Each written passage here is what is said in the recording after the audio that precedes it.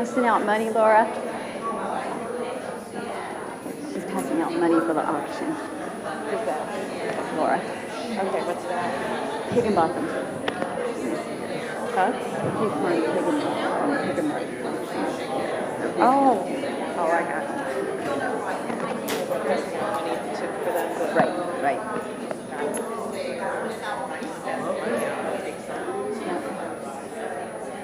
All right. Probably don't have a card. They were both charged. There.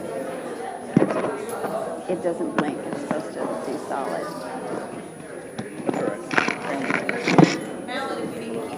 So there we go. All right. Good morning, everybody.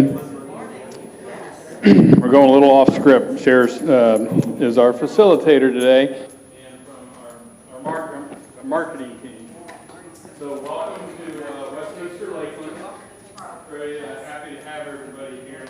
Everybody hear me all right? I'll try to use this as well. There we go. My name is Doug. I'm the executive director. Again, welcome. We have some snacks over here for you and water. Trash cans right here, and most importantly, the bathrooms are right out the door, right, in case you need the facilities.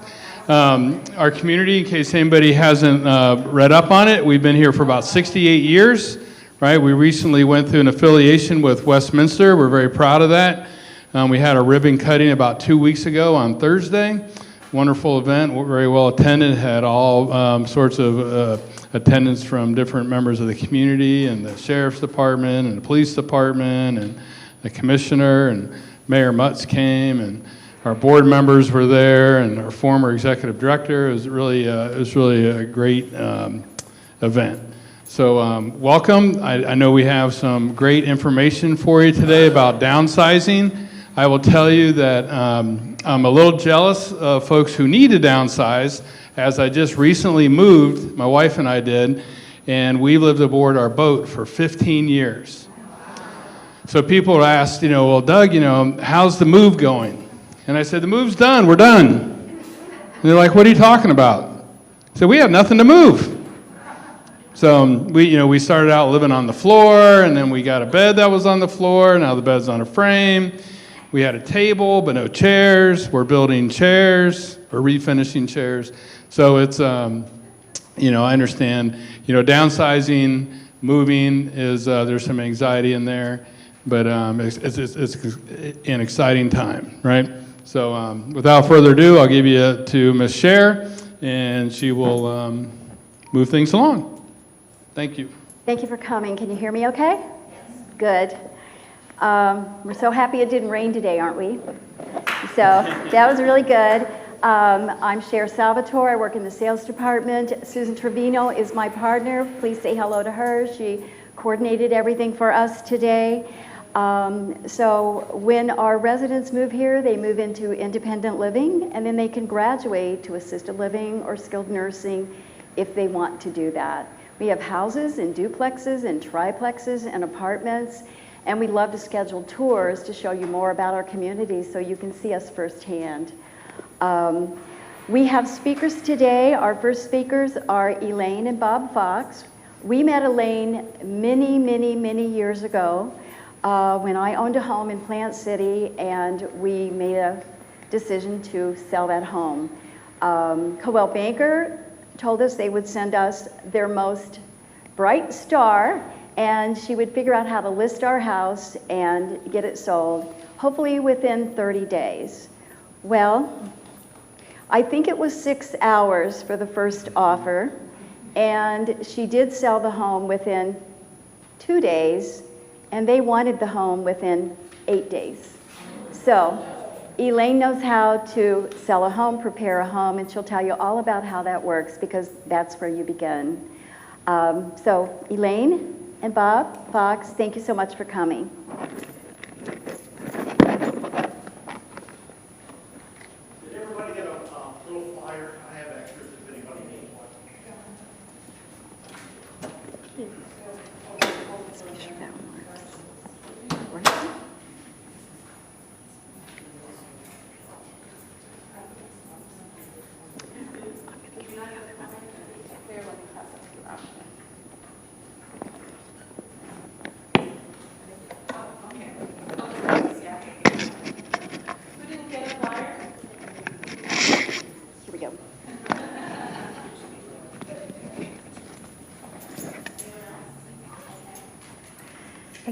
Thank you, Cher, for that nice introduction.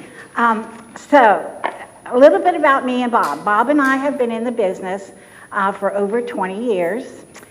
We've been married for, this September will be 53 years. We have two sons that one is married and one has been single his whole life, and I wish to God he was married, believe me. It'd make things a lot easier on me and Bob. But anyways, that's another story. But anyways, just a little bit about, we've grown up in the area. My husband is actually from the Polk County area. All of his family has lived in Polk County, Winter Haven, Lakeland, Auburndale area. Those are the areas that they've lived in. And I've lived in the Tampa Bay area my whole life, eastern Hillsborough County. So we do have a lot of knowledge of the area out this way towards the Lakeland and Plant City area. So with that being said, our company has been around for over 108 years with the same name, Coldwell Banker. Our internet presence is huge. When Bob and I first started in the business, we'd go on a listing appointment and we would say 20 years ago, we'd say, Mr. and Mrs. Seller, the internet, there's 50% of the people are on the internet looking for your house. This was 20 years ago, right. Now we go into the houses and we say, Mr. and Mrs. Seller, everybody is on the internet. Everybody knows about your house. They know as much as Bob and I know these days because there's all kind of different websites out there. Actually, there's over 1,000 websites over there that once we list your house, that your home is going to go on over 1,000 websites. And most agencies out there have the same thing going. So everybody knows about your house and knows just about as much as your real estate agent knows, except we know a little bit more. So we're one of the technologies in the business our company has one of the technologies in the business to really showcase your house. We have, as I said, local and international presence in the business because as I said earlier, we've been around for 108 years in 50 states in the United States, over 108 years. Our agents are well trained and we have referral capabilities. Like if you were not staying in the area and you were going to another area or another county, our company can help you with that also. So that's a little bit about my company. Now, next page, if you'll go to page 3, we want to talk about preparing your home to sell. One of the first things about preparing your home to sell is the curb appeal. You know, it's very, very important. You want to get your curb appeal as good as you can get it, okay? Because when someone comes up to your house, they want to be able to feel like, oh my gosh, I can't wait to get in the inside of this house because the outside looks so nice. Now, with that being said, you want to make sure that your sidewalks and your driveways are, if they have any fungus on them or they need to be pressure washed, this is the time to do that. Your landscaping and your scrubs and trees, if they need to be trimmed or your landscaping needs to be addressed, again, this is the time to look at it. And along with your lawn and your edging. If you have any gutters in your house and downspouts, you want to make sure that they're cleaned out. You want to make sure that if your house needs to have a fresh coat of paint, that you do that. And again, that your garage is organized. And if you have any problems with getting your garage organized, we have people in the business that can help you. And you're going to speak to people today that would be able to address that also. So those are the good things. Now, if you have, what you want to be able to do is before you put your house on the market, you want to, again, those are the few things that you want to do to get it ready to sell on the outside. On the inside, again, you want to be able to, if you have any broken windows or any plumbing issues, maybe something that's leaking, you want to be able to address that also. So, and we have people in the business that can help you do that also, that if you needed to have a handyman come out and look at some of the things in your home, we have that also, that we can help you with that. Now, on page 4, we're going to talk about decluttering. Yes. Oh, yellow flowers. Oh, okay, yes. We have this little brochure that when you list with Coldwell Banker that tells you that when you walk up to the front door, yellow, people love to see yellow, okay? For some reason, yellow is a very popular color with houses. So they say to have a little pot of yellow flowers, or maybe just for, maybe your house will go with yellow to paint your front door yellow. So that's just a little something that I've had there for a very long time about having yellow at the front door. So I always tell people that a little pot by the front door with yellow flowers when I'm at your house, talking to you about listing your house, is always a nice welcoming into your home.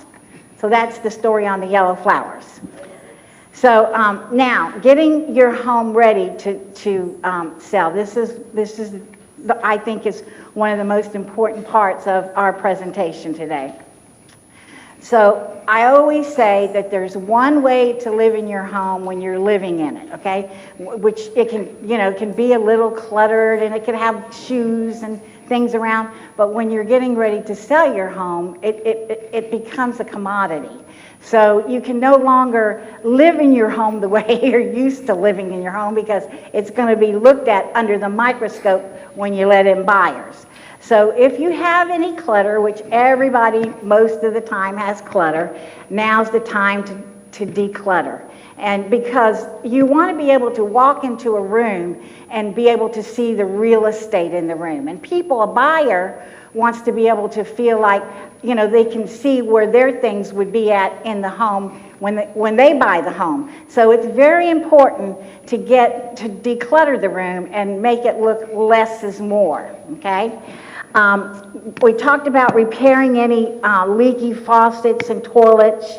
Check all your electrical outlet, replace any rotten wood, torn screens, and touch up any paint, make sure all appliances work, etc.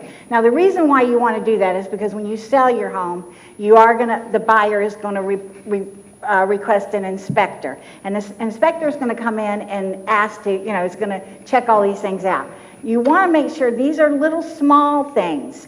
You want to make sure that you do address them, because in the front end, if you address them, in the back end, it shows that you've taken well care of your home and that you've loved your home. Now, with that being said, my husband wants to add something here. When you, usually 99% of the buyers are going to hire an inspector to come out, inspect the home, and they pay for this inspector. So there's 4 major things, the roof, the plumbing, the electricity, and the air conditioning. There are 4 items that need to be serviced and making sure that everything's in working order. But what happens with the home inspectors, and part of my job with Elaine, she sends me out to all the inspectors because I have a little bit of building knowledge. Since the buyers are paying for these inspectors, and the inspectors can't find nothing, they start really little nitpicking on things to put them on a list to show the buyer that they're earning their money. And little things like a little broken electrical outlet. We've seen all kind of little drip under the sink.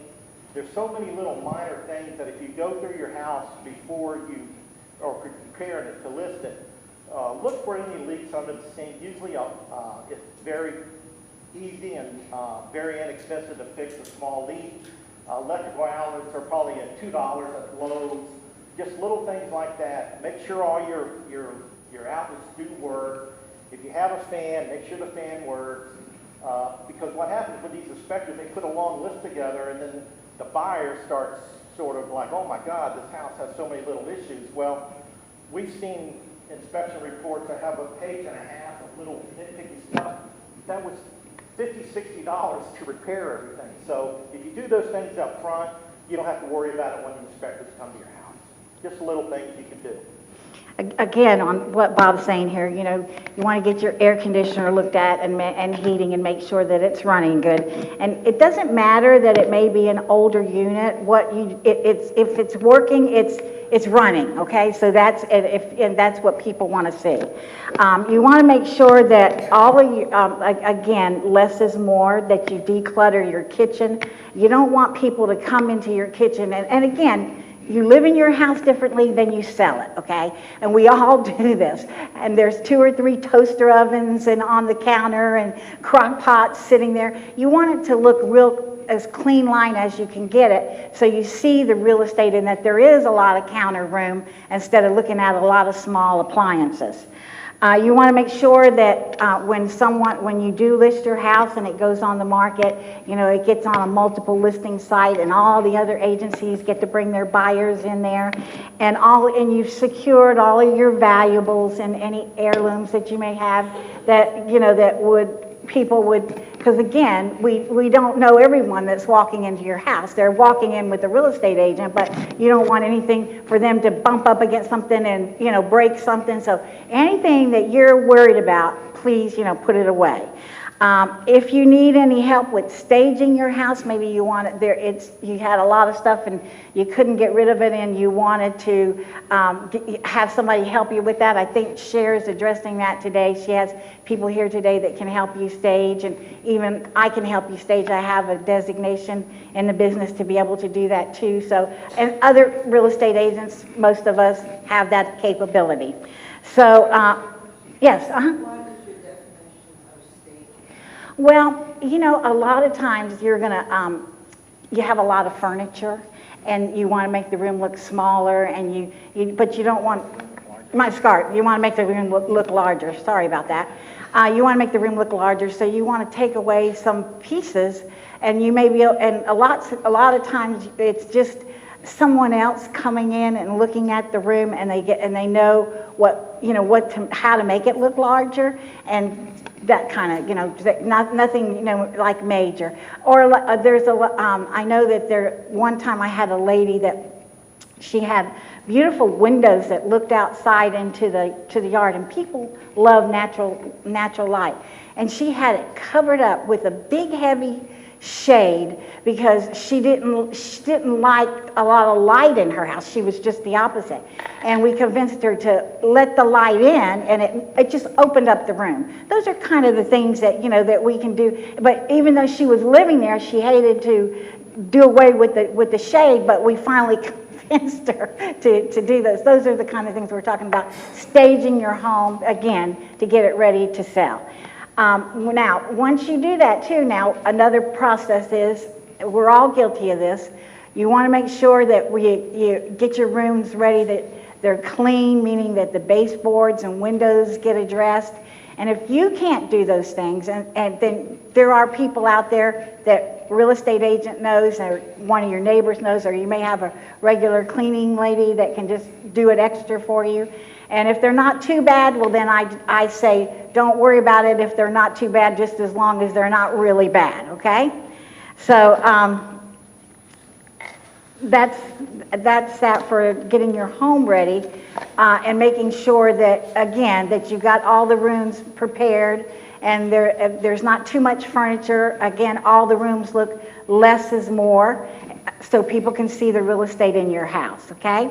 Now, in choosing your real estate agent, you want to make sure that you get someone that has the experience of what the market is doing right now, and that they give you a market analysis, which I have it here as a CMA. It's a comparable market analysis. That you want to make sure that they give you one of those, so you know what you're up against in listing your house, and what their marketing plan is going to be. Now, as we just said a little while ago, you have to have a huge presence on the internet. You'll need professional pictures that the agent pays for, and you'll need more than 10 professional pictures if you're going to compete with other houses. Now people are putting anywhere from 30 to 40 pictures of their houses on the market. And some of you that use the internet to look at homes on all these different websites know exactly what I'm talking about. You look at so many pictures, you know that the house has a lot of pictures. You almost know what the house looks like before you go and see it because there's so many pictures out there. So your agency needs to be able to compete with that also. Let me add something. On the CMA, when you request a CMA from, and Elaine will tell you, always don't just get one from one realtor. Get one from another realtor. See what their marketing plan is also, because you're going to hear today. There's going to be several ways you can sell your house. You can do it for sale by owner. You can use a realtor. You can use an auctioneer. There's just different ways you can sell your home. But you need to have you need to really know what the value of your home is. So that's why a CMA is very important for you to get. Right, and I always say, I was going to say this at the end of my presentation, it's always a good idea to talk to more than one agent to get their feel for it too, of what they would do for you and their company to market your home. Okay. So the title, we do get preliminary title work for you, which means that we get a cost estimate sheet done for you. So like we give you a price that we would put your house on the market, then we would tell you on this sheet, come up with an estimation on what your cost would be, your real estate fees, your taxes that depending on when you sell the house and when you list the house. We give you somewhat of an estimation on that and what the closing costs cost. So that helps you out a little bit to know what you're going to net when you sell your house. And the preliminary title work will also include if you have to go through any probate, if you have a trust. They just go ahead and start looking behind the scenes to make sure that there is clear title and deed on the home. And so when you do get a contract on your house, it's smooth sailing from there. And some of you already might have your house in a trust. And usually, if you do, we work with the lawyer that has the house in the trust, because he has to be involved in the sale of the home because it's already in a trust and he's drawn up the trust for you. And we're good with working with, the attorneys on that too. So, but we do this all ahead of time instead of waiting for you to get an offer and then we're running around, trying to get everything all put together. So, those are just things that I wanted to, tell you now at this point before you put it on the market so you know what's ahead, okay? So, again, if there's anything, I think, I've summed it up what's the most important thing is getting the home ready and making sure that it is very clean lined when you walk in and it's not cluttered. And again, like I said earlier, it's just, we all live in a home to be comfortable. That's the way we're supposed to live. But unfortunately, when we put it to sell it, it becomes a commodity and we have to make it look its very, very best. So I think that concludes what we have to say. Questions? Any questions? Okay.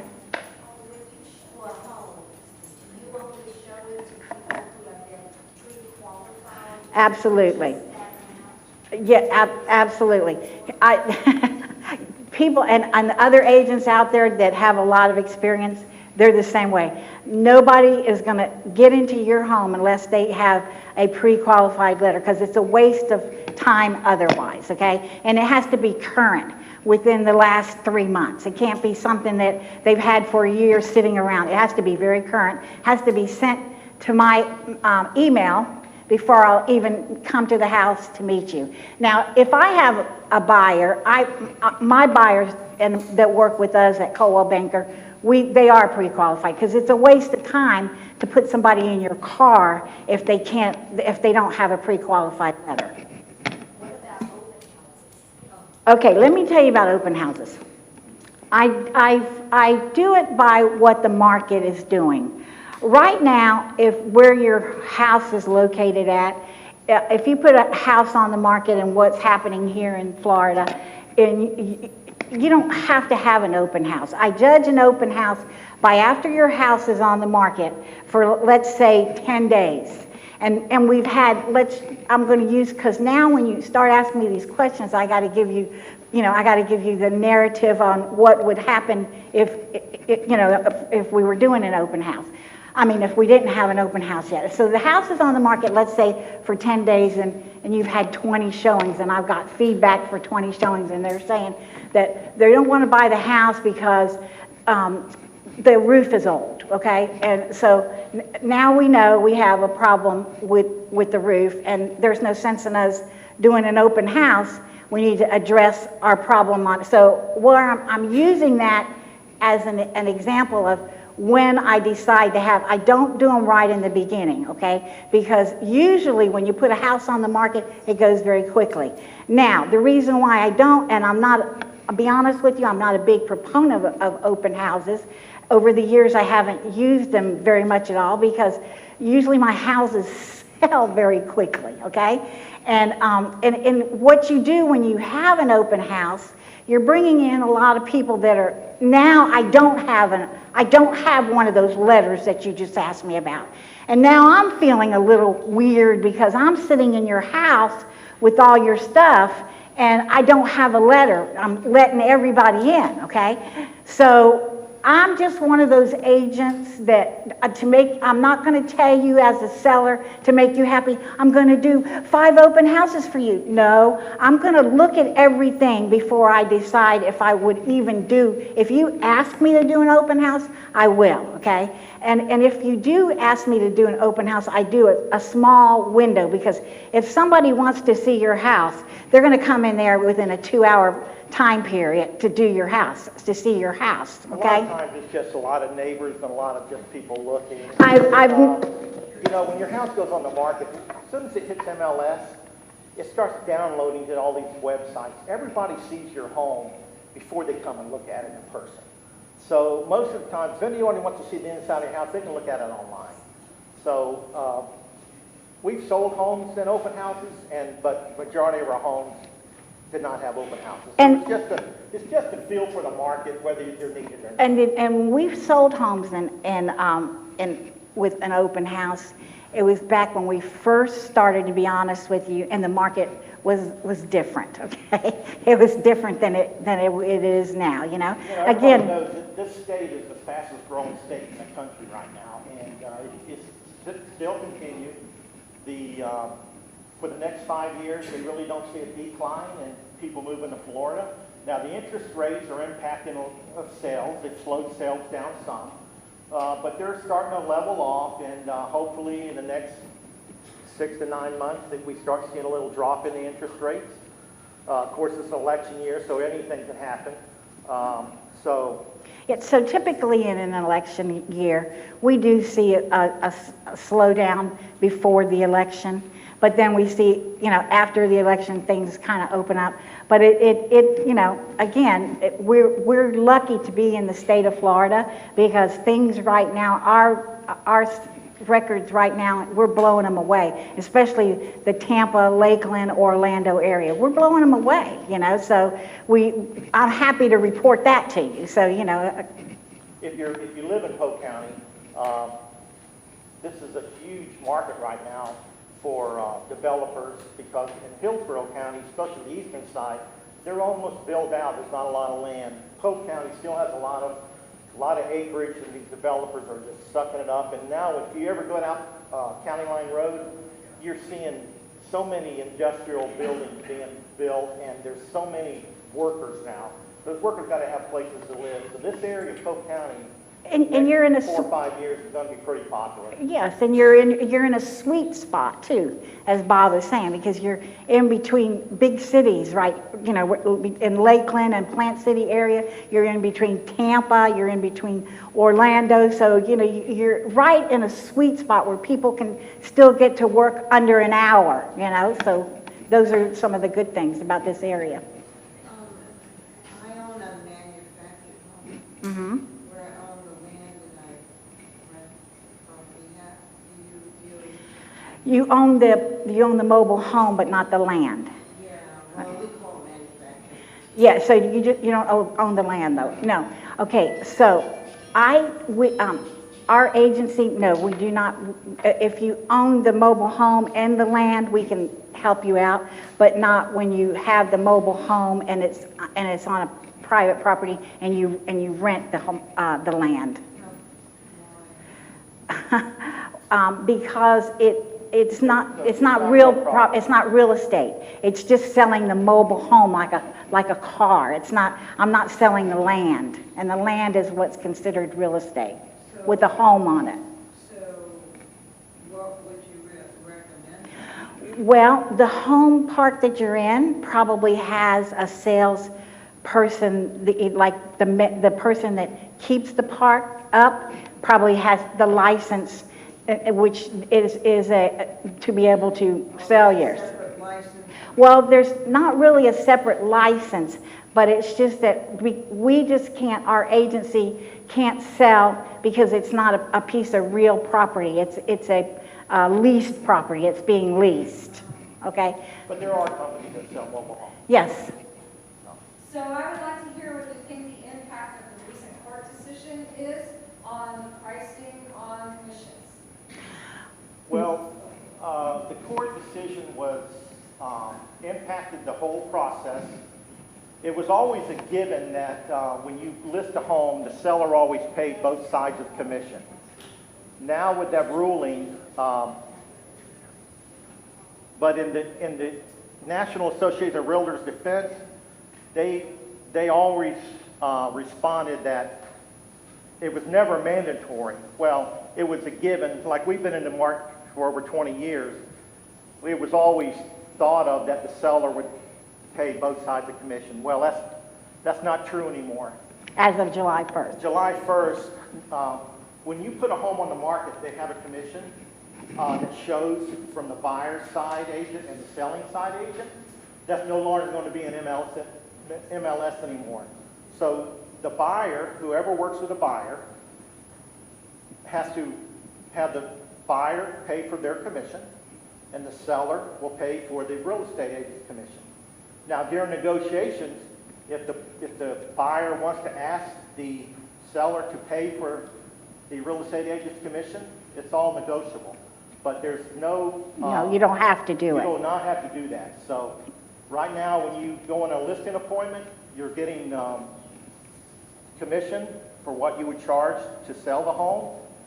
And if the buyer or the seller wants to offer that as an incentive or pay for closing costs, it's all negotiable. Right. But it's not mandatory. Right. So can I do sort of a short case study? I have a question related to it. So if I'm selling my home and I put on, it's for sale by owner, broker protected. In the past, I would get a lot of calls from brokers who only wanted to list the home. And I would say to them, you bring me a buyer and I'll pay your commission. And of course, they just hang up. So now, I think what you're saying, tell me if I'm off base, is that if someone was to call because they saw a dispo sign, and I said, you bring me a buyer and I'll pay your commission, they're less likely to hang up on me, they're more likely to be willing to bring me a buyer because they know that I have said I will pay the buyer's commission? Yes, they should do that. And what I've always done in the past, before all this started, was if I was working with the buyer and they said to me, Elaine, I want to go look at a home that is a for sale by owner. Will you take me to see it? Okay. And I say to them, okay, I'll take you to see it, but understand that I may not represent you if the buyer is not going to, want to participate in a commission, but I'll be, happy to take you to see it. So I have shown my buyers for sale by owners, but again, you got to look at the real estate agent too. You don't want to work with the buyer that's all they're going to want to see is for sale by owners, because again, you don't know if you're going to get paid or not. There's a lot of ifs in there. So you got to look at both sides of it. It's so hard to say how it's going to work because none of us has had to use it yet. It begins on July 1st. Okay, so everything that's in the multiple listing site right now is they're paying for the, both sides, that they're paying the buyer's agent and the seller, the seller is paying her agent. So I don't know how it's gonna affect people, but, it's just a new way of doing business now. In the past, it was always a 50-50 split, whatever the commission percentage you got. The good news for sellers right now is that it's going to save them some money. It's going to, exactly. And the people that work a lot with buyers, I know that there's a new form out right now, and they're getting, in fact, we have a meeting this week our office is looking, the lawyers have drawn up a new form to work with buyers, how that's going to work for agencies, because again, I don't know if some of you understand that even though we're real estate agencies, we work for a brokerage. All real estate agents that aren't a broker have to work for a broker, and the broker directs us on what the commission is going to be for the buyer's, where we're at for the buyer's agent. Now, I don't know if I don't know how that's going to work, because they can't set a certain commission, so I'm going to have to see how all that's going to work. Well, I've been told that if I don't pay 6%, no agent will show my house. And that's wrong. That is just totally wrong, okay? That's not the way it's going to work. There's going to be negotiations going on, and that's just the way it's going to have to be, and the seller is going to have the final say-so of whether they want to negotiate closing cost or a little commission to the buyer's agent that brought or maybe they don't have to do that.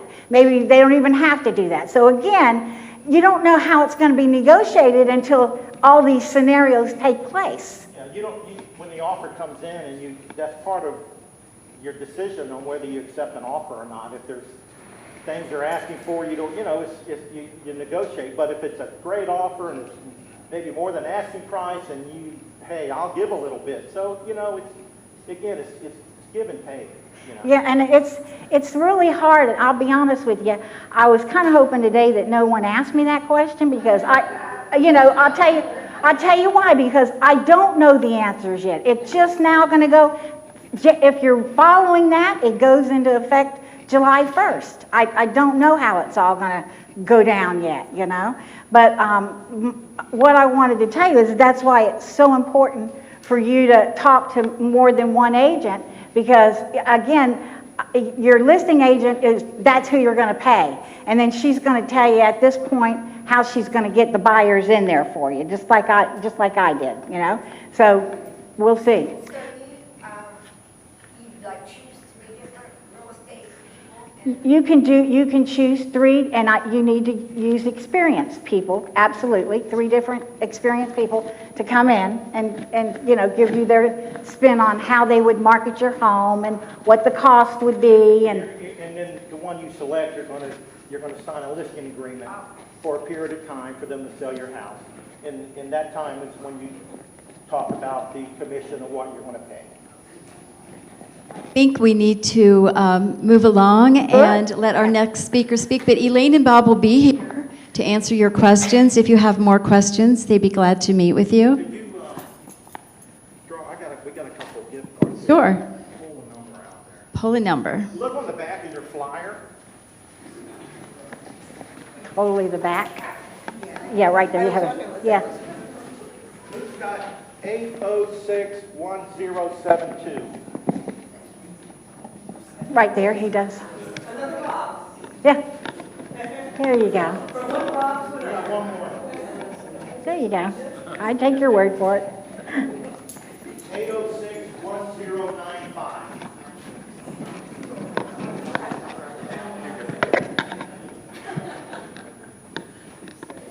Thank you very much.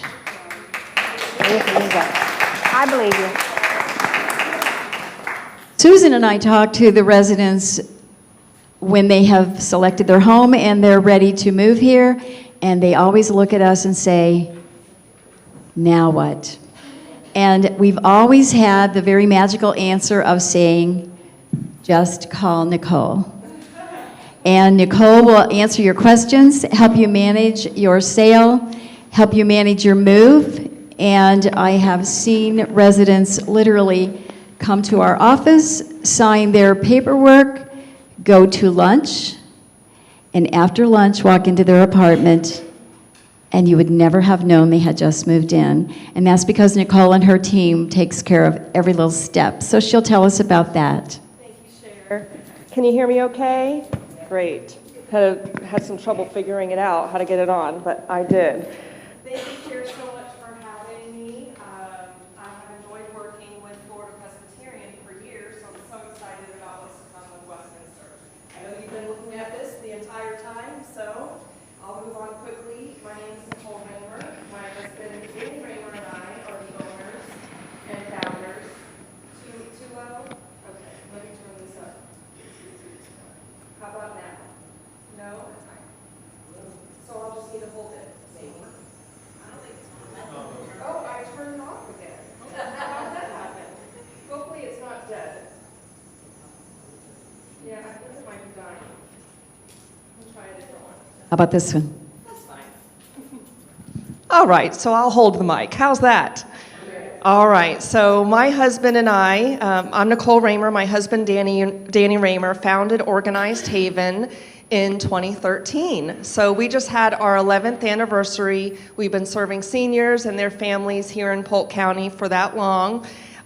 We help seniors who need to declutter. We talked a little bit about that already today. Who are looking to age in place, but primarily we are certified. I'm a certified senior move manager, so is Danny. I'm also a certified professional organizer and a senior home coach. So I help seniors through not just the physical process of letting go, sorting through a lifetime of belongings. A lot of our clients have lived in their homes 20, 30, 40 or more years. How about y'all? How many have lived in their homes for 50 years? Okay, no 50s. How about 40? All right. 30, 20, 10, 5 or under. Okay, all right. So you've lived in your homes a long time. They've been well lived in, I imagine. You might have seen this too. So this is just a small listing of our services. Cher was talking about a completely done-for-you move. And we do that for those who just either don't have the time, don't have the patience, or the energy. A completely done-for-you move starts with a great space plan. We have an example of our space plan on the Organized Haven website. We're not going to talk a lot about that today, but just to kind of give you a rundown of what that looks like. In addition to, well, first off, let me backtrack a little bit. So when we start working with a client and they say, I'm moving to Westminster, Lakeland, we have a discussion about the furniture that they plan to bring and the stuff that they plan to bring. A lot of times what they provide us with is a wish list of furniture. So these are all of the things that they want to take with them. Upon measuring those furniture pieces and then coming here to measure the apartment, sometimes that list gets a little shorter. So, of course, it takes a little bit of time to make sure that you bring with you just what you need, no more, no less, and that you're not going to have any stress on the other side of your move. Let's face it, it's stressful to move. Who likes to move? I like to move. Great. Who said I do? Okay, great. Thank you, Victoria. So you've probably moved several times and you've got it down now, huh? Okay, right. What we really love to do for our clients is pack with the unpack in mind. So upon you having that space plan that you've approved, this is where everything's going to go, we know it's going to fit, we're not going to have to put anything on the truck, anything back on the truck to go back home or to be donated. That's the idea. We want to make sure that this is a one and done kind of thing and that you're not going to have to downsize beyond the move. Packing with the unpack in mind, this is a term I coined that I have other professional organizers and senior move managers saying, I'm going to use that. So I might trademark it soon. It's really important to not just consider the furniture, but to also consider the things that are going inside of the furniture. Maybe these aren't things you've even looked at in years. Maybe you've had clutter blocking the dresser and you don't even know what clothes are in those dresser drawers.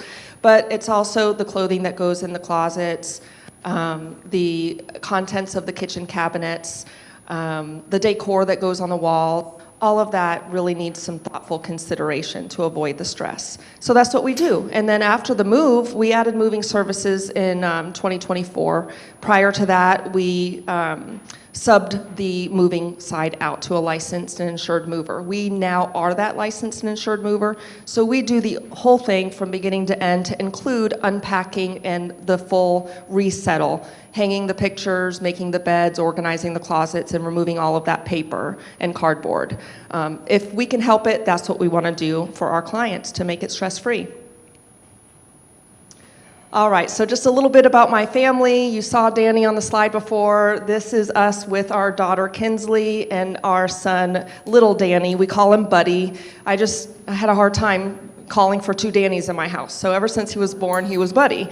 So that's what you can call him if you ever meet him. I think, Charlie, you might have met him. Yes, so some of you I know, you've been at this presentation before. It's my favorite presentation, so I hope it is. I know it shares. She asked me to bring back the shoes. I didn't bring back the shoes, Cher, but I have a picture of them. So I wanted to come here light and organized. Yeah, so thank you to those who I know, and I hope to get to know more of you.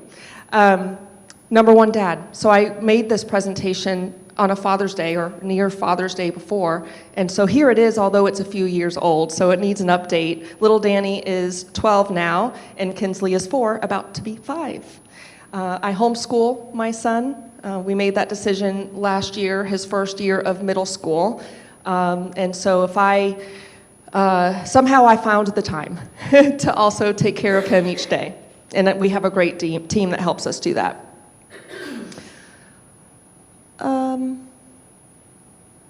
This is not, yeah. We talked about this, Susan. Hold on, just one second. Let me make sure we picked the right one. I don't know what happened, but I have some updates that are important, so let me check this out real quick.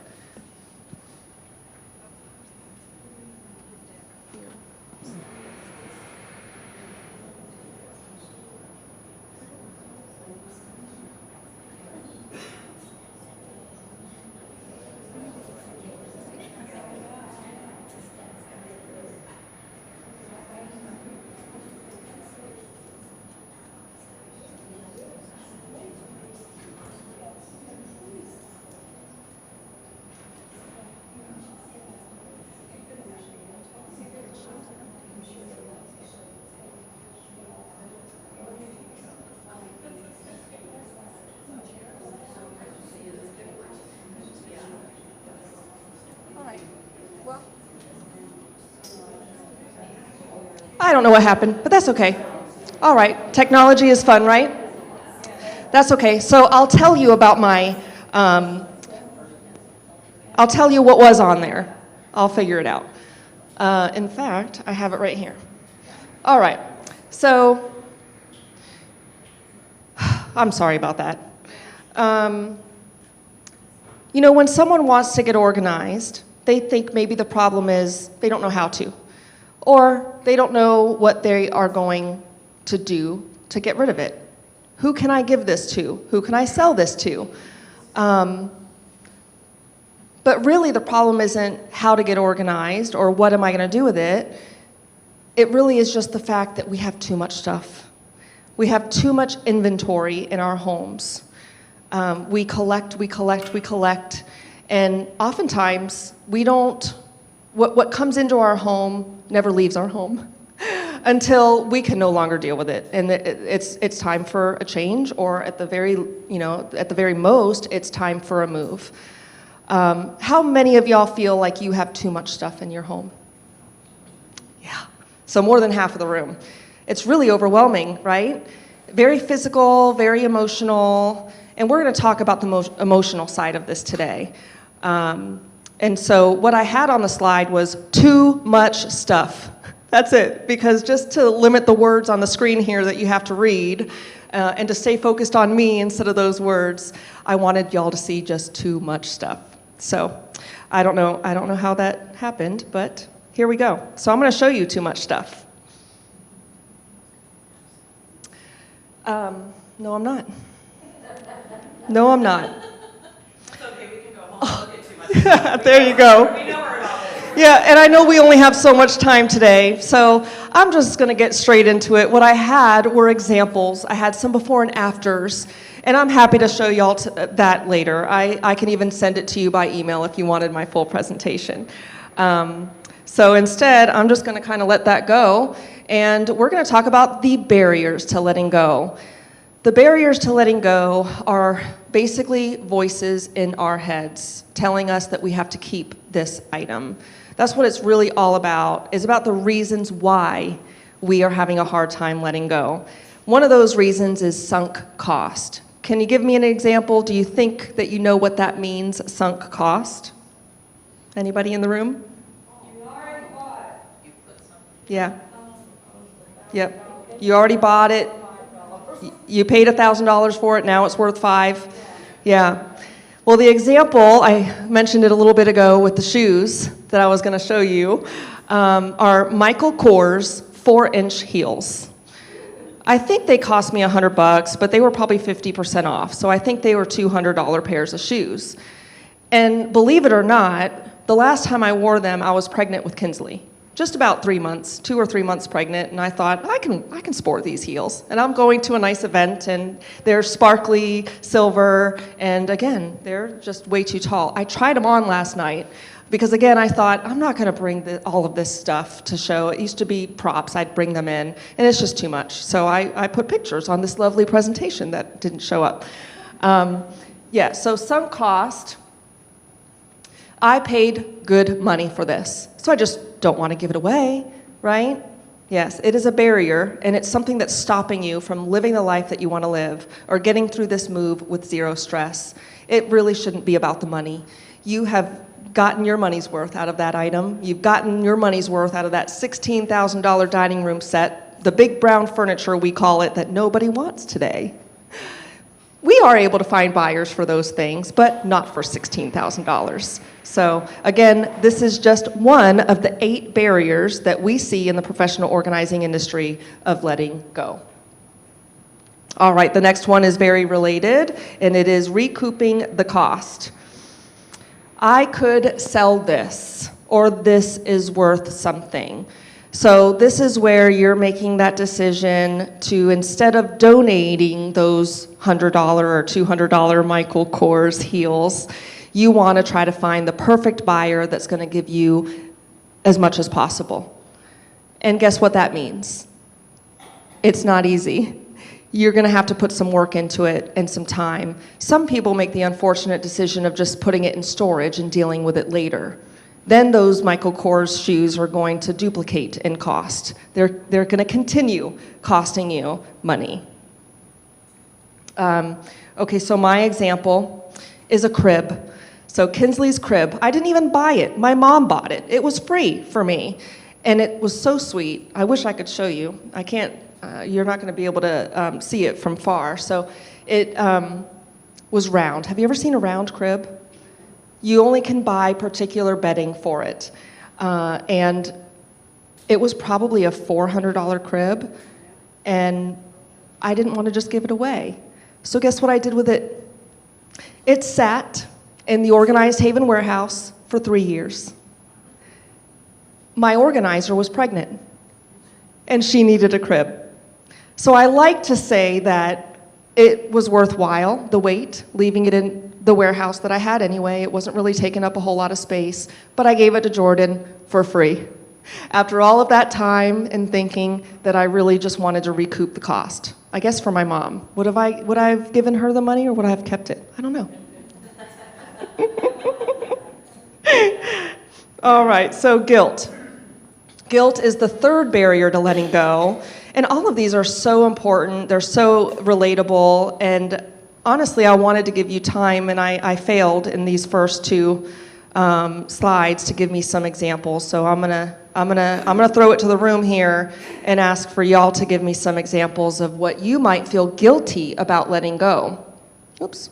So I'd feel too guilty to let go of this. Someone gave it to us. Clothing. Would you feel guilty to let go of clothing? Kimono. Okay, all right. Things your children bought or Exactly. Yes, all right. my mother's wine glasses. Uh-huh, yes. So what's going to happen if you let it go? Like, what's the worst that could happen if you let those things go? You feel what? A loss. You feel a loss. And especially if that person, if you've lost that person, if they're no longer here with us, then sure, it's very easy to feel that guilt of letting it go, or maybe there's something we need to do with it first. It's hard to make these decisions, right? What I might feel guilty letting go, I have some lighthouses that my husband's aunt gave to me, and it was her sister's. They weren't hers, but if I ever have her over and she doesn't see those lighthouses on my shelf anymore, then is she gonna disown me? No, let's face it. The person who gifted you that item isn't going to disown you because you decided, I no longer have room for this in my life, or it doesn't fit my style anymore, or I'm moving. I mean, I've got to let go of these things, right? So again, just one more barrier. We're going to go next to purposeless practicality. Say that 5 times fast. Purposeless practicality. This is still good. We all store things in our closets, and we don't look at them, but maybe every year if we want to tackle them and do some decluttering in them. So we're storing some of these things, some of these purposeless things to us, but maybe they would be good to someone else. Maybe one day we'll find that someone else, and so we're just going to store it. Just going to store it for a little while. We'll put it right here. My purposeless practicality, and when I used to bring it, I've had people in the audience say, well, I think that will fit me. Can I have it? And they think that I'm not willing to let it go still because I say no. But it was a prop. And so it was purposeful, actually, to me, but it was a phone holster that goes in your car that connects either to your windshield or to your dashboard. Well, I no longer have the phone that fits in it. And so why do I still have this thing that's perfectly good when it's not serving me anymore? Let it go. Anything in your homes that's purposeless to you but practical to keep for some reason? Any examples that you want to share? Okay, that's okay. Doilies, yes, I love that one. Handmade doilies, okay. So they're sentimental as well, yes. What was that, Carol? Oh, we were saying the electric skillets, you know, or things. Electric skillets, yeah. Kitchen utensils, yeah, Because they fit, right? They fit in your drawers. So, well, no, not really, Victoria. I love that honesty. How about future fear? I might need this someday. Yes. Yes. So for my last baby shower, we bought, I think they were $1.50 each. The tea dispensers, they hold 2 gallons. They're 2-gallon dispensers for drinks. We never used them. We still have them. This was over 5 years ago that I had my baby shower. But I might need it one day. I'm certainly not going to have another baby shower. I'm 41 years old, and that clock might still be ticking, but no. I have made that decision to be done. Yeah, there we go. All right. Touched on this. There's that sentimentality. It reminds me of a time. It reminds me of someone I wouldn't want to forget. My sentimentality example is my wedding box. I finally got rid of the box because it sat in my shed for so long that it was really thin cardboard and it just was destroyed. But I kept the items. So there's everything from receipts for my dress and for my bridesmaid's dress. to some party favors, and I even have my list of the Raymer family, the Dalrymple family, the friends, the cousins, all of the people who I invited. I have their names, address, phone number. I have these lists. I have the music that was played, and it's all in one small box. A plastic one now, that's okay in the heat. But I keep it because, listen, what's not here is that these are all projects.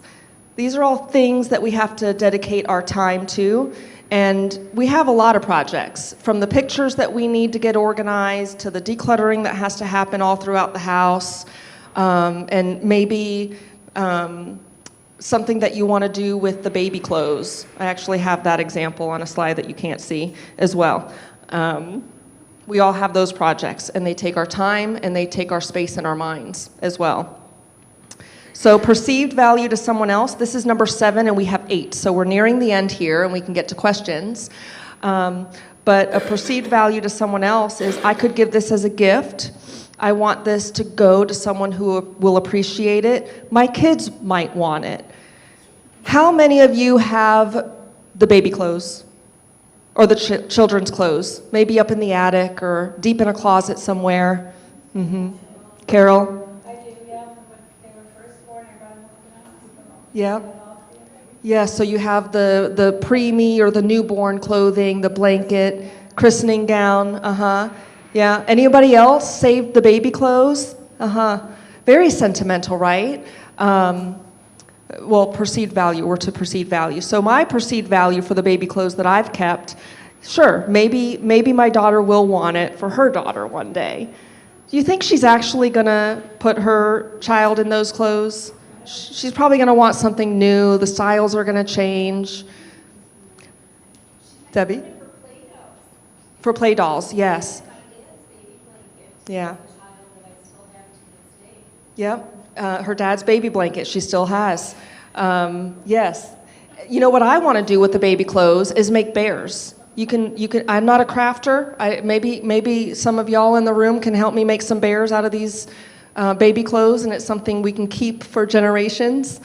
Yeah, so again, there's another project, right? Fur coats, oh gosh, yes. Yeah. I can't wait to hear what the Higginbothams after this have to say about fur coats. Yes. So I want to dispose of it safely or smartly. I don't know how to do this. How do I make sure that my computer has the data off of it, that no one can steal it? My example is a computer. It's a laptop that fell on the concrete. And so the whole screen is cracked. And I just haven't taken it yet. There's places where you can take it to. Off the top of my mind, Affordable Computer Geeks in Winter Haven. There's a place in Lakeland too. I think I have some of those resources I can share with you later. But anyhow, it's really important, right? To get that data off of there, make sure it doesn't get stolen. And how do I make sure that it's properly disposed of? And am I going to cut my fingers because of the glass that's broken on the screen? So there it just sits. Again, it's a prop, but I'm ready. I'm ready because I have it on the slides that eventually I'll fix to let that computer go. So at the end of the day, I want you to confront those barriers. Make peace with those actions, your decisions. If you've decided, okay, it's time, I don't need this anymore, it doesn't serve me anymore, somebody else can benefit from this, make peace with that decision and be okay to let it go, even if you find out 2 weeks later, oh man, now I need it, and it's gone. It's okay, you can buy another one. Meet your goals for how you want to live in your space and how you want to move with less stuff. I have a blog on our website, and I'll just refer one of those to you, the 7 ways of making letting go a daily habit. This is just one of 40 or 50 blog posts on the Organized Haven website that can help you learn how to downsize, help you get through this process on your own if you'd like. But obviously, we'd love to have our organizers help you. There's never a better time to start than now. Whether you're moving 3 months from now or 3 years from now, now is the time to start. Get the help that you need. You don't have to go it on your own. And our services are all priced by square footage and density. So if you wanted a free consultation, I brought some vouchers here that you're welcome to have. and Thank you so much. Yep, I'd love to come see you in your home. Yes, ma'am, what's your question? If we hire you, do you all haul stuff away? We do. How do you get rid of it? Yeah. Okay, so I'm ready to get rid of the baby clothes. What do I do with it? Take it to Salvation Army, throw it in the trash? Right. What do you recommend? Cindy, is that right? Am I reading your name right? Okay, these are working. So Cindy asked, do you get rid of the stuff for us? Basically, how do you get it to where it needs to go if I'm not keeping it anymore? So we have all of the resources in-house. You see our moving truck here. We also have cargo trailers and a dump trailer. We're not showing up with our friend's truck and trailer. We have legitimate resources to haul those things away for you. We don't have to call another company like 1-800-GOT-JUNK who's going to charge you $700 a pop. I like 1-800-GOT-JUNK, nothing wrong with them. It's just our services are a little different. We have a team of men and women, and so while we're inside working on decision making for the clothing and the contents of the cabinets and kind of sorting through what's being kept, what's being moved, or what's being donated or sold, we're working with you in your home to do that while the guys are loading the trailers with what needs to go. And that sometimes happens in concert with each other, and sometimes it's a slower process, and we're just working with you over time and kind of holding this stuff out in the garage until we have a good collection. But yes, we do it all in-house. Thank you, Cindy, for your question. Any other questions? All right. She actually has a few left, so. You're welcome. Thank you. Thank you so much. I should ask you, how did Yes. you get into this? Oh, great question. Do I have time for that, Cher? Sure. Okay. I needed an organizer. I've always been an organized person, but I had a child. I had Buddy, and I was working 60-hour weeks a long way from home. I lived in Auburndale. I worked in St. Cloud. So who likes I-4 in the room? Yeah. So my commute was at least 2 hours a day, sometimes more if there was an accident on I-4. And I lived in an 880 square foot house. So that's small. And we were collecting all of the stuff, all of the baby clothes, all of the baby toys. We had no storage. We literally didn't even have a pantry or a linen closet. So our linens were up in our bedroom closets. And I had no time. I was stressed. I was overwhelmed. I had postpartum depression twice. And I saw a personal organizer on The Bachelor. I was watching The Bachelor, and I think she was in Orlando. I've got to find that episode and track her down and see if she's still doing this. But she was a personal organizer, and I looked over at my husband. I said, what? We had just gotten through this. I got through it. Somehow I got through it. I emptied the house of all of the stuff. I got organized, and I loved it. And the peace that it gave me, and seeing that this is actually an industry that I can help others do the same thing, struggling with that transition or another, because let's face it, we go through so many transitions in our lives. And so I said, well, let me see if I can help others do it. I got off of I-4. I quit that job. I was in banking. Somehow I'm here still doing it. But my passion is helping those who have not just gone through the transition of motherhood or buying the first house, but who have faced all of those transitions, and they have so much to let go of. It's so much more of an overwhelming transition, and y'all need our help. So that's how I got into it, and I will forever do this. Thank you. You're welcome. Thank you very much. We know who moves and has Nicole assisting her because there's no stress. They come into our office, they sign their paperwork, and they know that it's all taken care of. I think you've probably moved the last 8 or 10 people here, and you've got more coming up, right? So it's good to know that someone can take care of everything. Every time we move, we get the wrong tape, we can't get it started, we don't have enough boxes, and then we don't know what to do with all of those things we have to make decisions about. So we have told our residents who are moving in, Nicole is not afraid of anything, and she has demonstrated that over the years, for years and years and years. When I was a kid and someone was selling a home or someone was selling the contents of their home, in Franklin, Indiana, we had an auctioneer. And it was so fun to hear the auctioneer and watch them do business. And we're happy to say that Marty Higginbotham is here today to speak with us about how that works. Laura is with him. Laura is the daughter of our resident Peggy Weaver, who I moved in many, many years ago when we first fashioned an apartment for her. I know we sat and talked about what table will fit and what chairs won't fit, and gosh, they all did, even though we thought they wouldn't. So what happens when we call you, Marty? Please tell us everything. We'll give it a shot. How's that? Sit 5, 5 and out 10, yes, 5 and out 10, 10 and out 20, 20, here it up at the moment about 30, here I go now 40, here it up at the moment, one more time, but to give $50 on the slow to you, Scott. Right there is one of the first men I met when I moved to Lakeland, Florida 100 years ago. And he was in diapers, more or less. But anyways, good to see you, Scott. Just a great attorney, by the way. You know, ladies and gentlemen, what you just heard was the auction chant. And those of you who didn't understand what I said, you've probably been buying at the wrong place most of your life. I just need to tell you that. You know, I get them to do the auction chant in Florida. Florida is not what we call an auction state, period.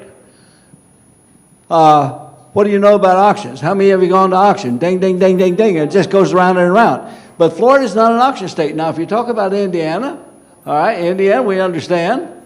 And Missouri and Tennessee and all the Midwest, everybody has an auction. You get ready to sell your junk, your stuff, you take it to auction. That's the end of it. Thank you very much. Come and pick it up, it's gone. That's the way it works.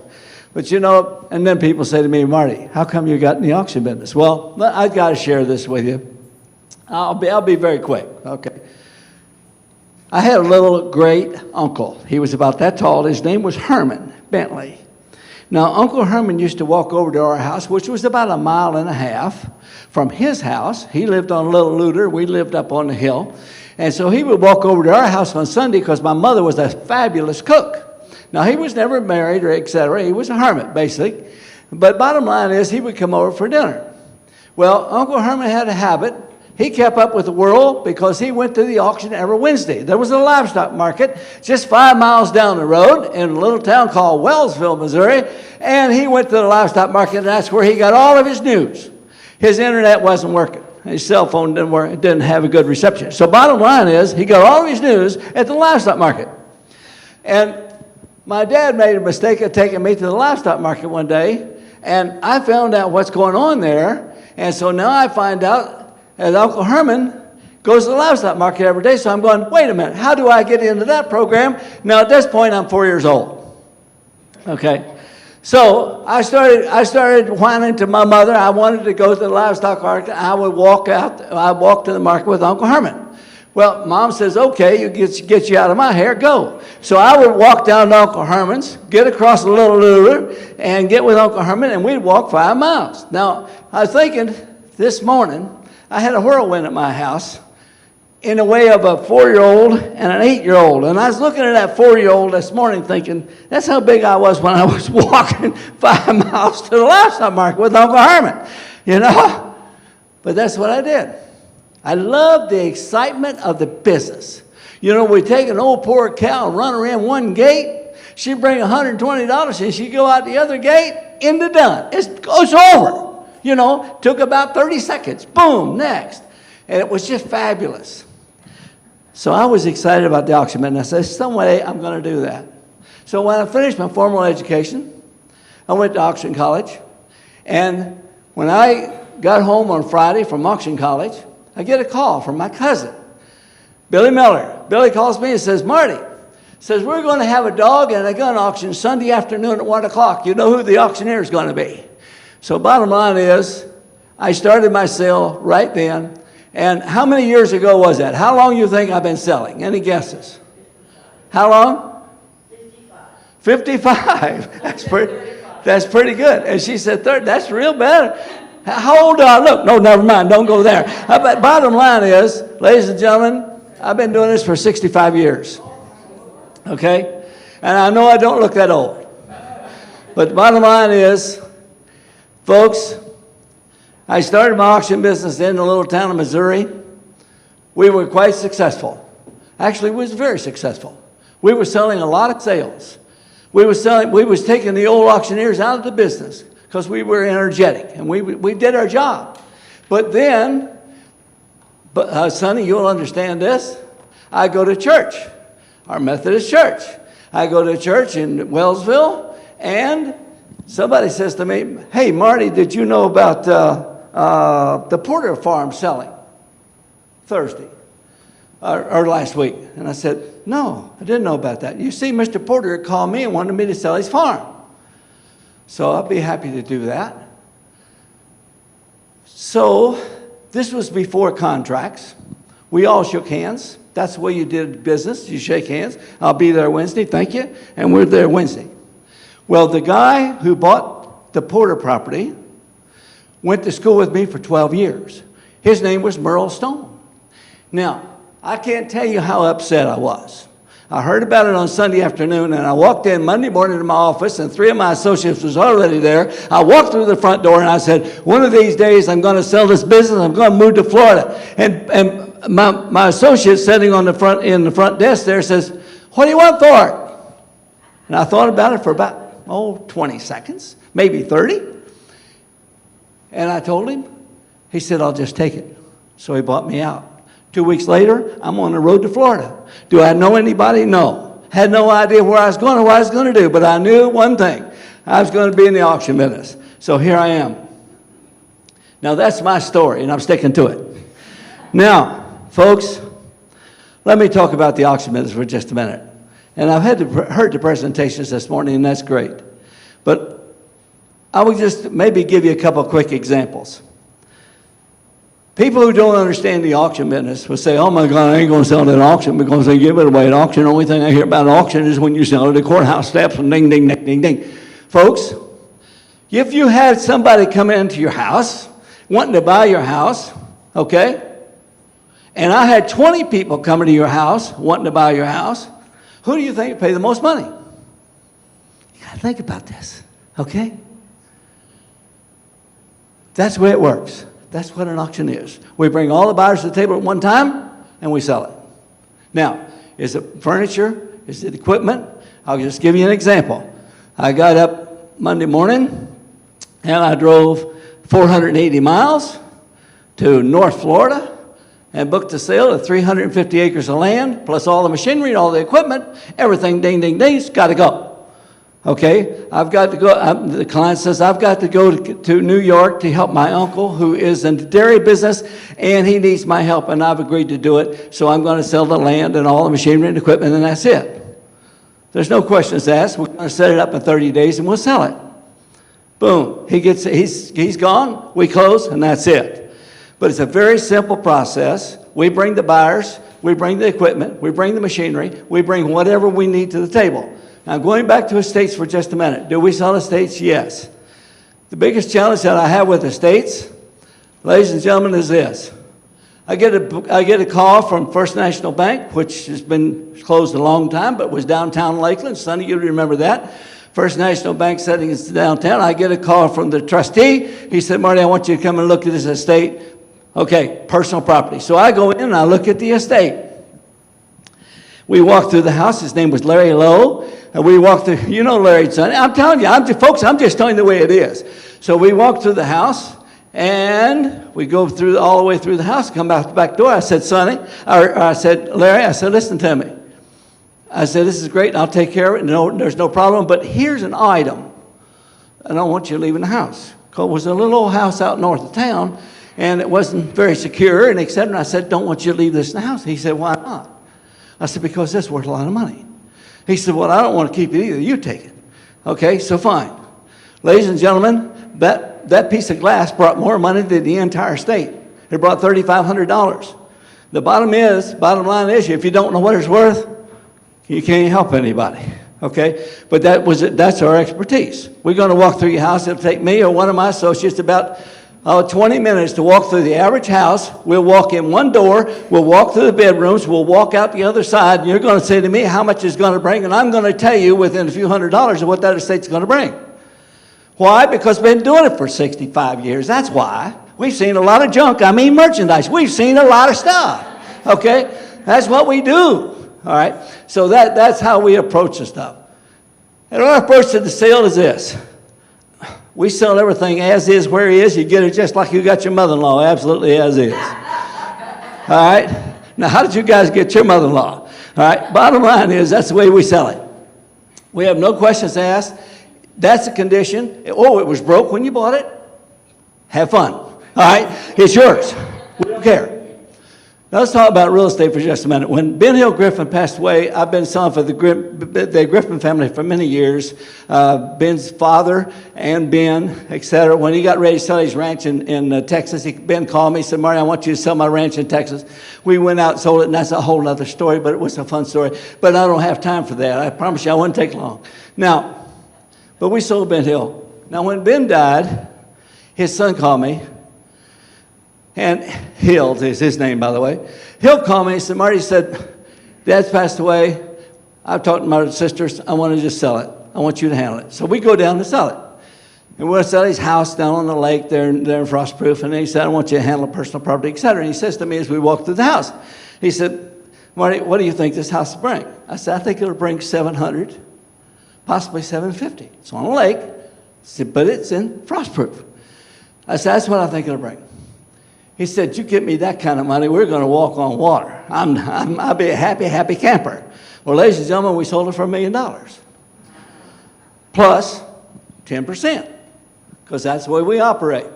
Going back to the commission question that was asked a while ago. We operate on a no-commission basis to the client when it comes to real estate. Example, a week ago Saturday, we sold a house in Sarasota, Florida, and ladies and gentlemen, the house brought $850,000, $840,000, okay, plus 10%. The 10% is mine, the $840 is to the client. That's the way it works. I didn't charge you a commission to be there on the real estate, period. We will charge you a commission on the personal property. Personal property would be habitually be 25%, and if, depending on what it is, it might be 10%. As an example, I'm selling the farm in North Florida, I just told you about. The tractors, machinery, and equipment is going to be 10%. All right? So that's the way it's going to work with the client. So that's how we operate, folks. But our deal is go in, get it sold, go home, thank you very much. Everything is quick. We will set up a sale and do it in 30 days? No. We'll set up a sale and do it in 6 weeks. The extra 30 days is the time we're going to use. The 2 weeks is the amount of time we're going to take to get it put together. And this young lady's going to do it. She's been working with me for over 20 years now. Okay? When I met her, she was really, really, really young. Yeah, okay, I'm going to stop it. But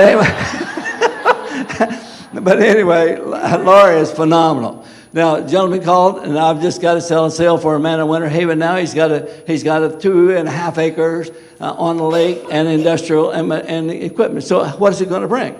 It's an industrial tract of land, but it's also on a lake. And it's a commercial tract, but it's also on a lake. All right, now how do you evaluate that? You know, and I hear this, folks, I can't tell you how many times I've heard this.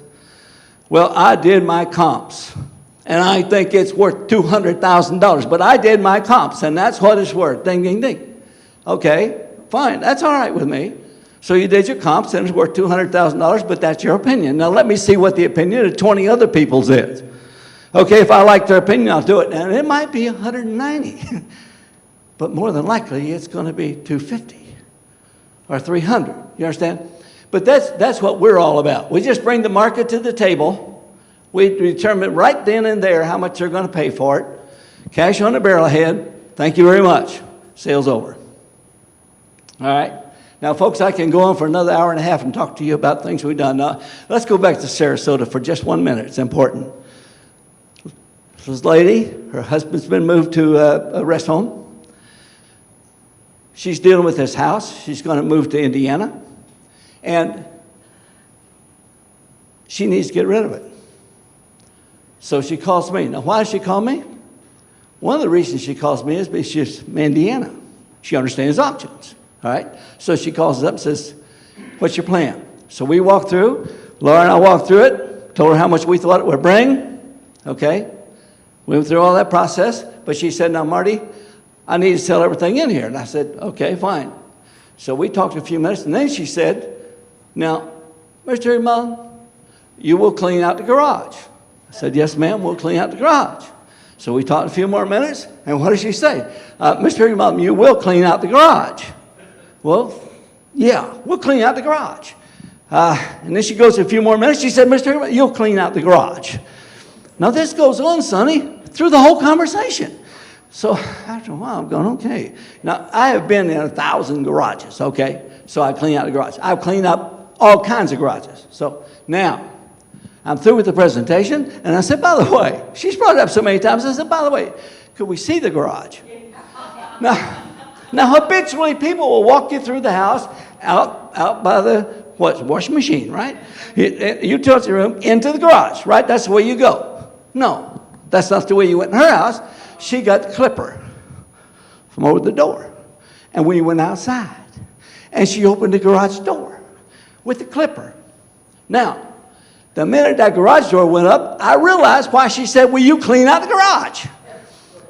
This place was packed to, when I tell you it was packed, folks, you couldn't see over it and you couldn't see around it. It was packed 100% to the top of the garage. Incredible. Unbelievable. Well, so far, we've hauled out four or five trailer loads out of the garage. We still got to go back. You're going back next week, right? She's going back next week to finish cleaning out the house. But I want to tell you something. Now, here's another issue. Gosh, I could talk for hours. But here's another issue. They say, well, I'll just call a whatever, and we'll do a garage sale. We'll do a garage sale. I'm going to back up just a minute now, about 40 years. I'm in Lakeland, Florida. There's a lady that called me to look at a sale on Cleveland Heights Boulevard, which you all know about, down the road. Big old brick house. I walked in, looked at it, made her a presentation, and she opted not to go with me. She said, I'm going to call a garage sale person. So she did. Well, I'm coming in, I'm going home from church. They got the garage sale sign. So Sonny and I go to the same First United Methodist Church. I'll just share that with that for years. But anyway, I'm going down the road, and the little sign is out there. They're having a garage sale that day, so we whip in. So I go to the garage sale, and I paid $6. I bought 4 items. I paid $6, okay? And this is back in the 60s or 70s. I paid $6 for what I bought. Ladies and gentlemen, I think I sold it for $175. If you don't know the value, you're going to step in it. That's the bottom line. If you don't know the value. The guns that we got listed right now, we got a gun sale coming up this Saturday. If you want to have some fun, come to the gun sale. It's out to my ranch. You can come, and sale starts at 10 o'clock. Sale starts at 10 o'clock. But we got guns on there right now that new is probably worth $2,200. And I just looked at one. Laura and I were sitting there. I was just looking through the phone, and they're at $3,100, $3,200, $3,300. What I'm saying to you is, folks, the values change. And if you don't keep up, you're going to miss the boat. Hummels in the 60s and 70s, I sold them for $40, $50, $65 for a Hummel. Today, I'll sell them for $2, for $3, or $4, and maybe, okay, I'll get you $5 if it's a great day. That's all they bring. But that's called market. That's what it does. Now, I'm going to shut up. You have questions real quick. Yes, ma'am. Gated communities, do you sell homes in gated communities? Not if I can help it. A great question. Now, example. Here's the problem. Perfect example. The property in Sarasota, a gated community. Everything about a gated community is no. All right? No, you can't do that. No, you can't do that. That's a gated community. So we couldn't sell it in the gated community. So what happened? We took it down to the hotel, Holiday Inn. Laura got the Holiday Inn room. We sold it in the Holiday Inn last Saturday morning. It took me all of 15 minutes to sell the house. And it was the bid price plus 10%. Okay, that's the way it worked. Now, going back to the commission thing, I don't care about the commission. You don't need to worry about the commission because I pay the commission. The big guys upstairs, whoever they are, that comes down, my lawyer friends who come down on the real estate industry about the commission, it's none of their business. I charge a commission to the buyer. The buyer don't want to pay it, he don't bid. He stays home, okay? I charge a commission to the buyer, and I'm responsible for the commission.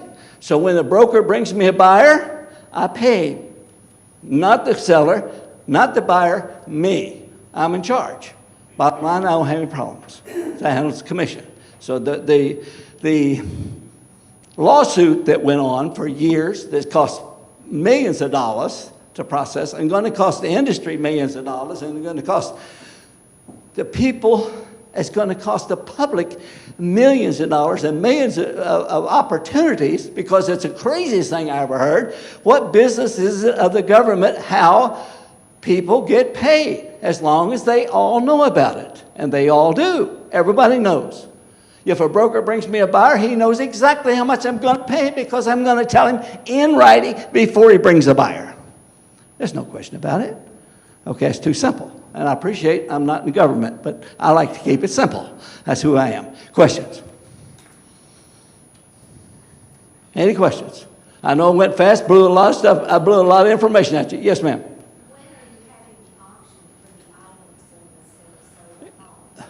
That's a great question. When are we having the auction for the Sarasota contents that we picked up, that we're picking up? Have we set a date even? So some has already been sold. Yep. So much that it's being distributed between different auctions. So we have another one June 30th. Okay. Some will sell in it, and then our next monthly auction, we'll sell in it. So there was so much that it's being distributed. June 30th is the answer. But this is interesting as well. The little old lady who we sold for, I asked her what's in the garage, and she said, "Sir, I don't know. My husband ran the garage. I don't know." So when we start digging through the garage and we start bringing it out, he was an antique tool collector. He has got hand planes in there. I talked to Evan about it this week. He's got a hand tool, a hand tool planer. Our opinion, is going to bring $400 to $600 for a planer. Now the average garage sale person is going to walk through there and say $20, $30, because you know what? Again, please folks, I'm not casting dispersions. I'm just saying that's what happens. That's life. You either know or you don't know. But Evan, the young man who runs my personal property sale, has been doing this since he was 6 years old. He walked with his dad to garage sales, and he's been doing it his entire life. That's all he knows. He won't talk about anything else. He'll talk to you about collectibles. That's what he knows. And when he says it's worth $100, you can write it down somewhere because it's going to bring $100 or more. Okay, but again, it's all knowing your value. And you got to know what you're looking at. You got to know what it's worth. You got to be able to talk to the client and say, that's the numbers, that's how much it's going to bring, and back it up. Yes. Do you have multiple? I'm sorry? Do you have multiple auction houses that you sell at? Do I sell at multiple auction houses? Or do you have your own? That was about 40 years ago. Yes, I did. But today, no. Today, I run real estate office. I'm licensed in 27 states. We've sold in 49 states and 5 foreign countries. I've sold everything to the cemetery, lots of shopping centers. Okay, I sold for Walmart for 17 years. We sold Walmart property all across America. When I say Walmart property, I'm talking about we started in Southern California and make the loop to Montana and then turn east. Okay, and we might be on the road for 4 weeks, 5 weeks, 6 weeks. Where do you find me? You're going to find me about everywhere in there. You have an auction house at 2200 Buell Road here in Lakeland. That's where he's been since 1980, what, 2, 3? Yeah. So that's Okay, the answer is, if you want to go to the auction here in Lakeland, you just dial up Higginbotham Auctioneers or punch it in, Higginbotham Auctioneers, and you'll get the latest whatevers on your phone. It's easy enough. Now, my young man who sells a personal property now, 90% of it anyway, again, he created a following on Sundays. He sells on Sundays. I don't sell. I've sold 3 sales on Sundays in 65 years because I don't want to sell on Sunday. I don't want to work on Sunday. I want to go to church and make sure that Sunday goes. Make sure he shows up. He does. We can sit cat-a-corner across from each other.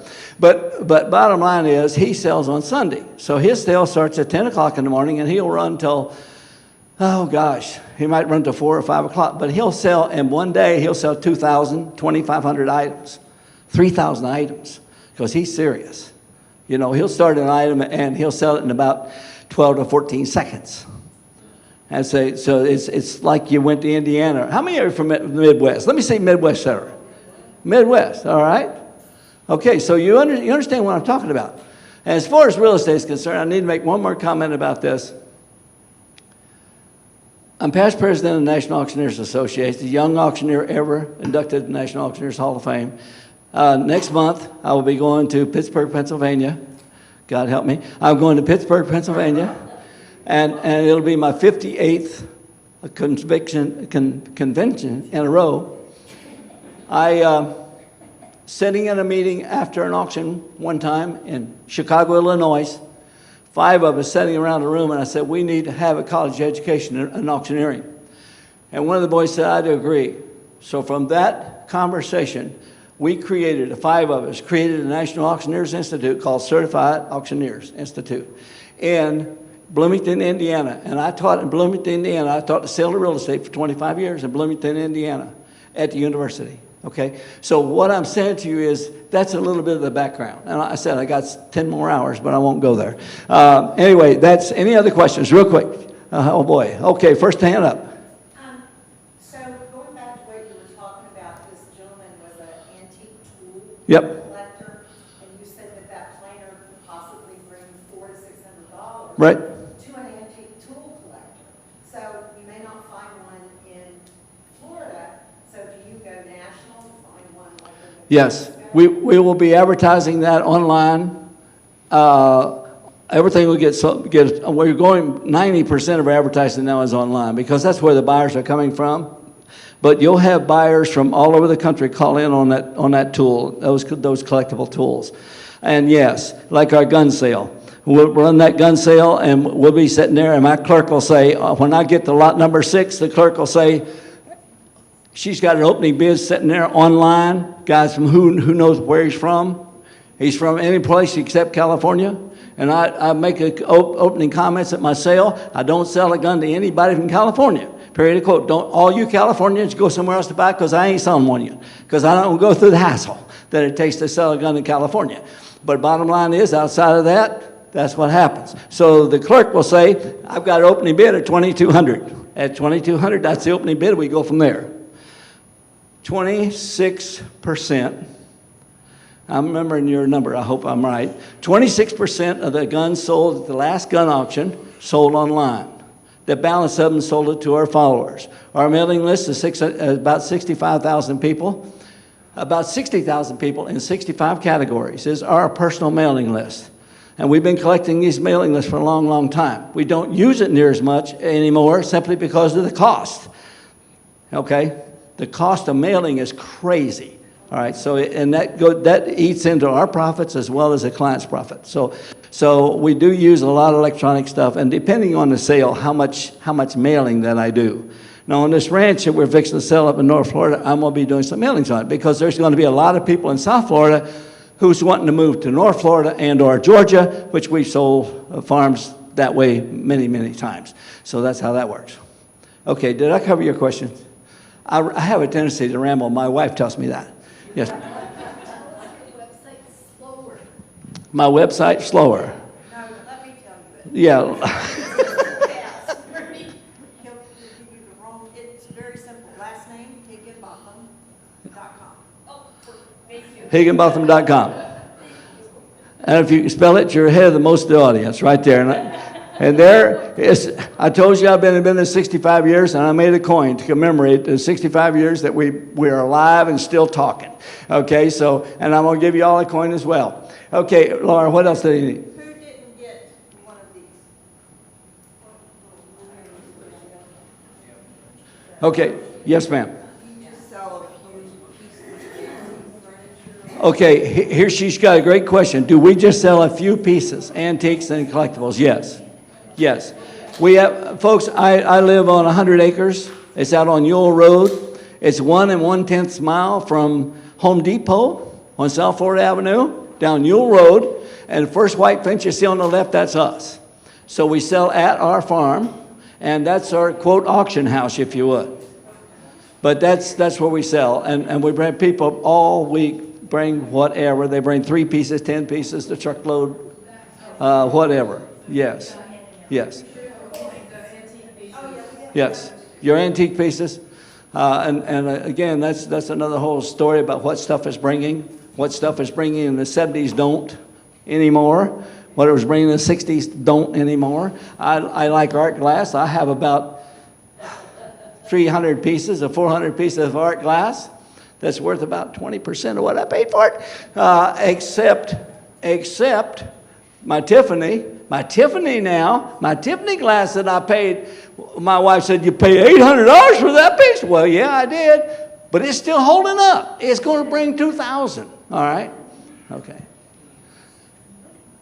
Any other questions? We got something to sell. Oh, we got to sell something. Yeah, this shows you how it works. Did you give them some money to buy with? They all got money. Lord, I love an audience with money. I like it. Get your money out. Now you can partner up.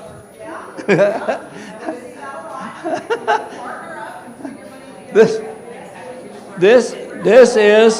is a collectible paperweight that I probably paid way too much money for back when. But bottom line is, paperweights we're selling for a lot of money.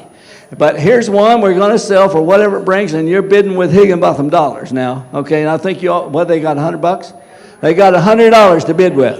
Here we go, and I'm bid right here, $5. I got $5. Okay, $7.50. $7.50. Anybody? I got $7.50. Now 10. It's 7.5, 10 to bid. 12.5 to get. 12.5 to get. How much? 20. Woohoo! I got 20 here. 22.5. 20, but not 2. Never done it.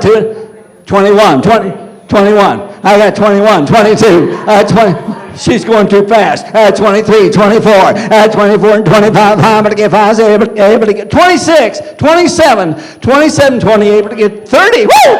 30 here, 31. 30 here, 31, 2. Able to get to number 32. 50. 60. Here I got here 55. 51, 55. How about to get 5? 51 up 55, 55, 7, 50, $7.50. $60 here, 2.5. 62. How about to get 65? 65. Now 7.5. 65. Now 67. What time is 67.5? Woo! He just blew the bank. Just blew the bank. I got $100. $300. Oh! See, this is the way an auction works. 300, 325. she's counting money. 400. I had $400 here. Able to get 4.25. The first bid, 410. Be able to get 410. All done. Able to get 410. All done. At 410, I have. Ladies and gentlemen, you see what just happened? She collected the money from her friends.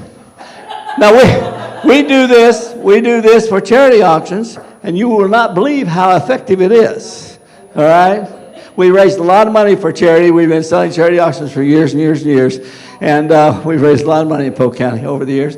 We sell the sheriff about every time we have a charity auction. We sell the sheriff. He brings anywhere from $3,500 to the other night. He brought 19,000 high bid. No, excuse me, 20,000 high bid. And I backed it up. I said to the back bidder, I said, you was at 19. Would you still pay 19? He said, yeah, I'll still pay 19. And at $20, I said, I'm going to save you $1,000. So I sold both of them at $19,000 apiece for to spend a day with the sheriff. That's how important our sheriff is. How about that? But that's raising money for my friends and your friends in this county, like I said. That's what we do, and a lot of it. Okay, here's the money. Right here? Right here? Here we go. There you go, darling. No, honey, I don't keep that. All right. All right.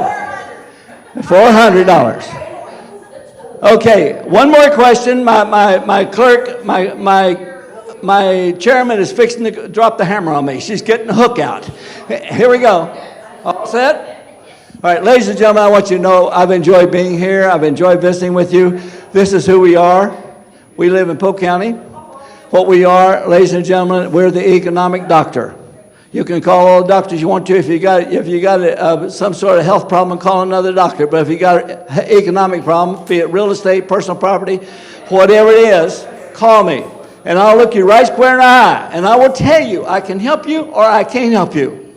You'll never have to worry about us giving you an answer because that's who we are. We give answers every day. Yes, ma'am. Oh, okay. Are we all set? Thank you so much.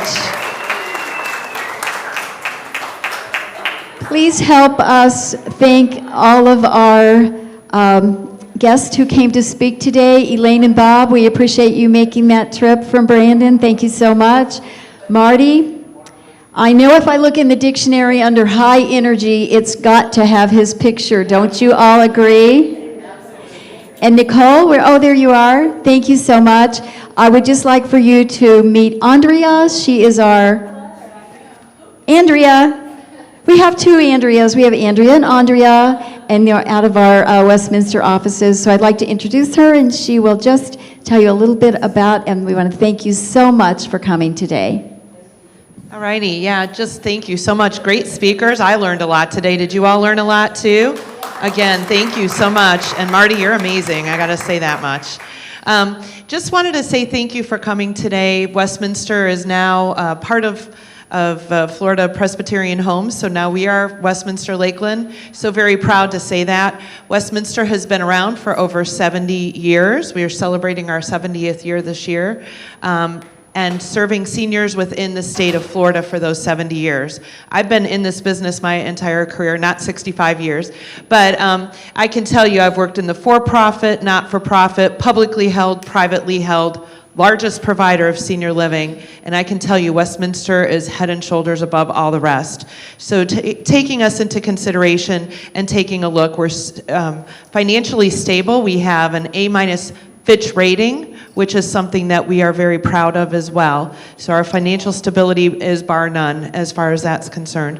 One thing that I do want to point out within the folder that you received, we are offering those people that come in and take a look at us and make the decision to move in up to $2,500 toward packing and moving. So you could actually, where's Nicole at? There you are, you're way in the back. You could actually get your free consultation with Nicole and then decide to make the move in. We can share those details with you, but it would be for you to make that decision within 30 days. So that's something that we're willing to offer. And we also have some wonderful incentives on our apartments here. So that's something else. So we encourage you to sign up and come back for a tour. Who's been here for the first time? This is your very first time here. Terrific. All right. And then those of you that have been here, we can get with Cher and Susan or myself and get you signed up. I believe there's a free gift when you do come back and take a tour. So we'd love to have you come back. So thank you so much for your time today. It's been a pleasure meeting everyone and look forward to getting organized. getting things sold, moving life forward. So thanks again.